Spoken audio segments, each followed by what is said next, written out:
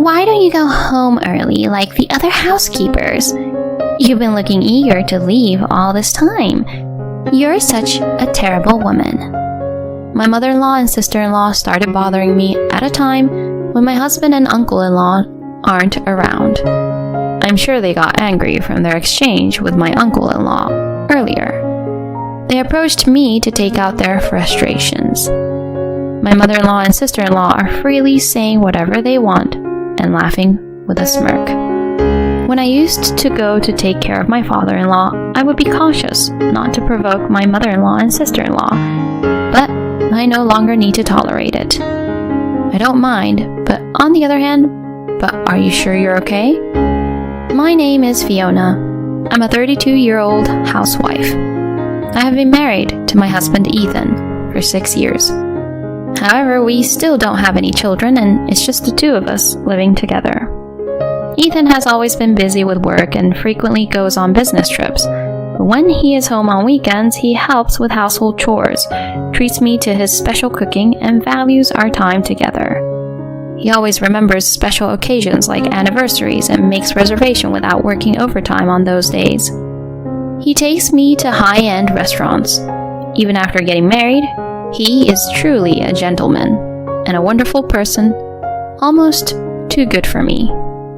I believe my husband must have a personality similar to my father-in-law. He has a calm demeanor, is kind, and possesses a reliable and masculine side that I can rely on. Moreover, I think my husband and father-in-law are alike in that they have a bright and friendly personality, which attracts people around them. I used to work in caregiving before getting married, but when my husband had to relocate for work and proposed that I come along, I decided to quit my job. Although it would have been possible to search for a job in the new location, which happens to be my husband's hometown, my husband told me, "The cost of living here is low, so it would be better for you to take a break and relax without working." So I decided to take his words to heart and indulge in this opportunity. And so I devoted myself to the role of supporting my husband as a homemaker, taking care of household chores. Even so, my husband helps with the housework and never complains about my chores. So, it's truly enjoyable. Since my husband earns a good income, we don't face financial difficulties, and we lead peaceful and happy days. However, amidst such circumstances, one day an event occurred that suddenly changed our situation. "Fiona, it seems like Dad collapsed and was taken to the hospital." What? It seems that my father-in-law suddenly collapsed at home and was taken by an ambulance. I hurriedly got into the car and headed to the hospital. Fortunately, my father-in-law survived, but he broke his leg when he fell down the stairs during the collapse. Considering his old age, we were told that he would need to use crutches or a wheelchair for daily life. My husband and I discussed how we were just grateful that he was alive. Afterward, while my husband went to make a phone call at his workplace, I overheard a conversation between my mother-in-law and sister-in-law. "He's a real pain in the ass. It's so annoying that he's staying in our house for free, and now he can't live alone anymore. It's seriously annoying. And on top of that, there are various expenses involved in caregiving, right? Our potential inheritance will also decrease, won't it?" I accidentally encountered them while they were whispering to each other. I pretended not to hear and tried to pass by, but my mother-in-law called out, "Wait a moment," and stopped me. "Fiona, if I remember correctly, you used to work in the caregiving profession, right? Won't you take care of your father?" "Huh? Well, it's true that I used to work in the caregiving profession, but it's been 6 years since I quit. And I can't guarantee that I can do it as well as before. If you're considering caregiving at home, it's important to rely on professionals who can handle it properly. Alternatively, you could consider placing him in a care facility." When I mentioned this, both my mother-in-law and sister-in-law had very displeased expressions on their faces. "That won't do. You're more of a professional, so it should be enough. Exactly. It would be easier for Dad to have someone experienced taking care of him. Or do you dislike taking care of him for some reason? How awful. So Ethan's wife is such a cold-hearted woman. They tried to portray me as a villain when I refused their request. My mother-in-law and sister-in-law were trying to make me look bad. I managed to deflect the situation by saying, "Let me discuss it with my husband for now." When I reported the incident to my husband after returning home, he was surprised. Seriously? Did Mom say something like that? It would be a burden on Fiona, so it's better to ask for caregiving. I was relieved that my husband said that. And then my husband called my mother-in-law and told her that I wouldn't be providing caregiving. However, my mother-in-law opposed it. "What are you saying? It costs money to ask for caregiving." Well, we don't have that kind of money, such as Dad's retirement fund. So why don't you just take it out of your pension or something? Don't tell me that without my permission. It's a matter of money, so don't decide unilaterally. In the end, we couldn't make a decision over the phone, so we decided to go to my in-laws' house on another day and have a discussion with my mother-in-law and father-in-law, the four of us, together. My father-in-law will be discharged from the hospital soon and will return home, so we need to decide quickly. However, the discussion at my in-laws' house proved to be difficult. Dad also said it's okay to hire a caregiver, so we won't let Fiona take on the caregiving. Don't joke around. That person completely entrusts me with the financial management and doesn't understand anything. I manage the household finances as a full-time homemaker to ensure everyone can live properly. According to my calculations, we can't afford to hire a helper. My mother-in-law became stubborn and refused to rely on external help. And my sister-in-law also agreed with my mother-in-law and opposed the idea. Exactly. You know nothing about the hardships Mom has gone through. Who was the one taking care of household chores and supporting the family since we were kids? Dad may have been working outside, but it was Mom who cooked and cleaned, allowing him to work without any worries. That's why Mom understands this household the best. So it's better to rely on Fiona, who is a family member, for caregiving rather than spending money to hire someone. My sister-in-law's words made my mother-in-law nod in agreement. However, despite her seemingly reasonable argument, my sister-in-law has never left home at the age of 35. She dropped out of college and only works part-time as a freeloader, apparently contributing no money to the household. That's why my sister-in-law's words lack credibility. If she's so supportive of my mother-in-law, she should be independent and provide support herself. Then why don't you take care of the caregiving, sis? You have plenty of free time anyway. What are you talking about? I'm also busy with various things. Besides, Fiona, who has experience in caregiving, is more suitable for the job. Both my husband and my mother-in-law and sister-in-law are not backing down. Feeling sorry for my father-in-law, I decided to take on the caregiving. I'll take care of the caregiving. Hey, Fiona. Don't worry, I want to repay your father for taking care of me. That's great. It's decided then. If only you had said you would do it sooner, we wouldn't have wasted time talking. My mother-in-law and sister-in-law were very pleased with my decision. Though I haven't told my husband yet, he must be happy, thinking it will prevent a decrease in the inheritance. Today's discussion confirmed my thoughts that they are truly unpleasant people. After returning home, my husband asked me if it was really okay and said that if it's too much for me, I can refuse. I replied, "Yes, it's fine." Thank you. But if anything happens, make sure to consult with me right away. My husband said that, and it gave me some peace of mind. And I made up my mind to take good care of my father-in-law. After being away from caregiving for a while, I studied and refreshed my knowledge on it. And after a while, my father-in-law was discharged from the hospital, and that marked the start of my caregiving journey. My in-laws' house is located about a 10-minute walk from our apartment. After seeing off my husband as he left for work, I headed to my in-laws' house. I was so busy taking care of my father-in-law that I didn't pay much attention, but my mother-in-law and sister-in-law hadn't been doing anything. They had completely shifted the responsibility of taking care of my father-in-law onto me, and they hadn't been doing any housework either.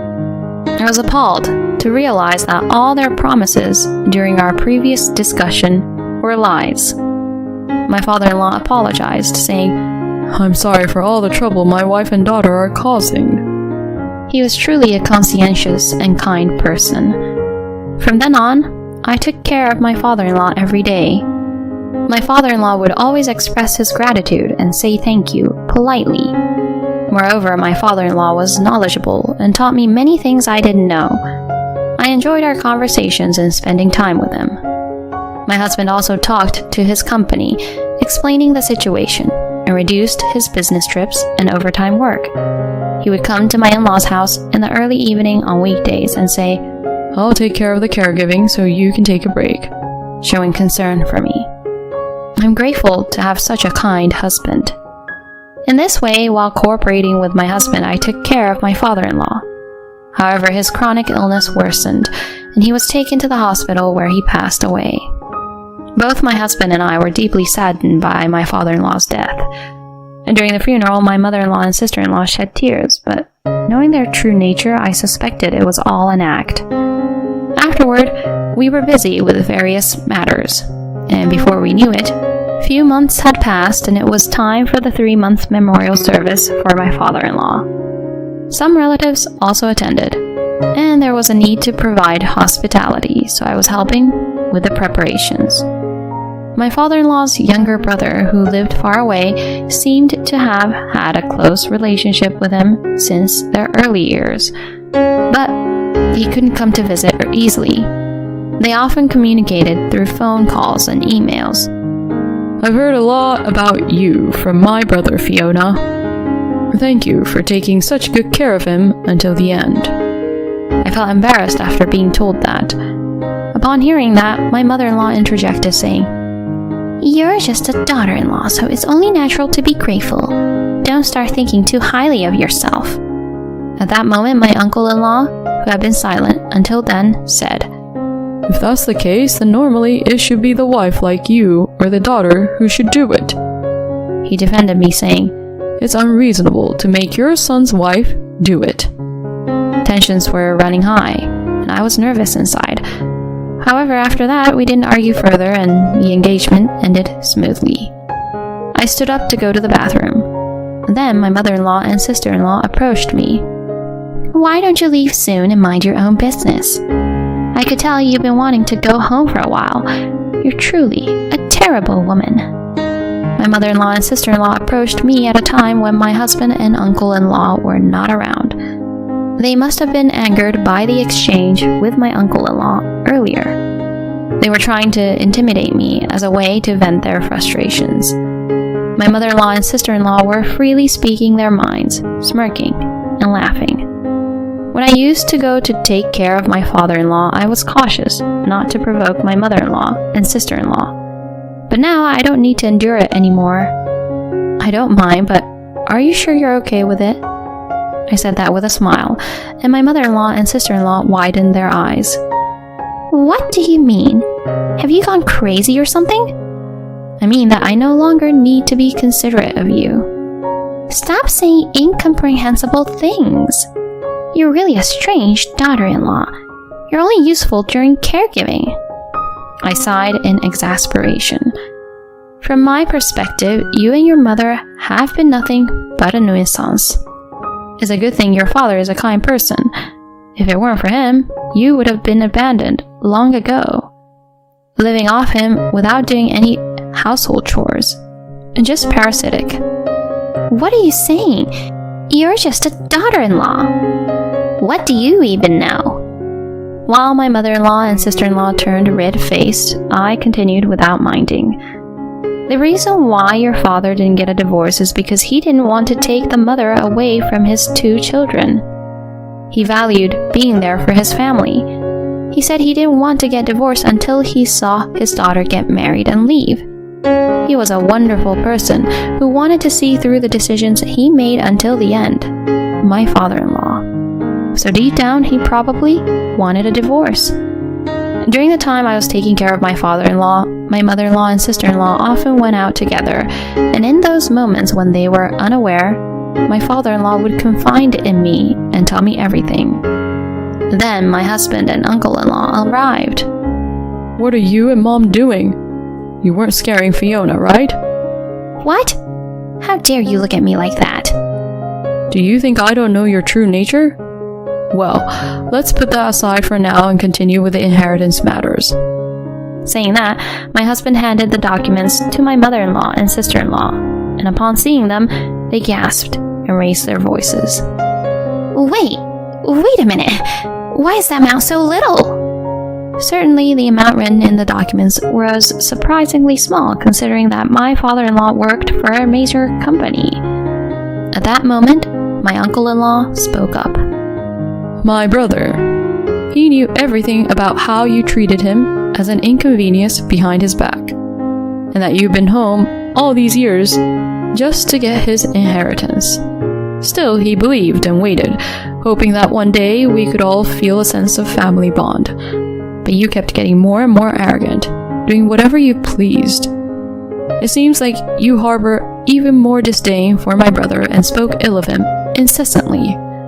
It appears that you even said things like "die quickly" right in front of my sister, thinking she was asleep. My brother heard everything. My mother-in-law was bloodthirsty at my uncle-in-law's words. That's why my brother decided to leave only the legal share for you and transfer the rest to Ethan and Fiona. My mother-in-law and sister-in-law were speechless. So that means we'll only have this measly amount in that house left? In response, my husband said in an exasperated tone, What do you mean by measly amount? Be grateful that you still have some money left. And as for that house, I'll be inheriting it, so both you and my sister need to leave. What? You're planning to kick us out? Are you really going to evict your own family? Shut up. I'm angry at how both of you treated Dad like that. I don't consider you as family anymore. I'm cutting ties with you, and from now on, you're complete strangers to me. Strangers are not welcome in my house. My husband's rare outburst surprised my mother-in-law and sister-in-law, and they understood the dire situation they were in, their faces turning pale. From then on, both of them desperately apologized to my husband and sought his help, but he never forgave them. Subsequently, my husband resorted to legal measures to force my mother-in-law and sister-in-law to leave. To ensure they wouldn't come barging in, we also decided to move. We blocked all contacts with them, so we would never meet or speak to them again, bringing peace into our lives. Apparently, my mother-in-law and sister-in-law went around seeking help from relatives, but no one was willing to assist them, because everyone knew how they treated my father-in-law. According to what I heard, they rented a cheap apartment, and both started working part-time, but their habit of overspending only increased their debts. Well, I no longer care about their situation. On the other hand, my husband and I continued to live happily together. And guess what? I got pregnant. After 7 years of marriage, when we had almost given up, it was truly a joy to conceive a baby. We will continue to live as a loving couple and raise our unborn child together, fulfilling my father-in-law's dream of a happy family. We are determined to embody the happiness of a family. The mother-in-law and sister-in-law are truly like parasites, and that's infuriating. If they were being supported, they should have been more grateful to her father-in-law. Well, in the end, they were abandoned by everyone and forced into a life of poverty. So it felt like they got what they deserved. As for Fiona, please continue to enjoy your wonderful husband and the days of happiness ahead. Thank you for watching until the end.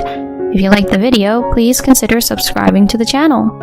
See you in the next video.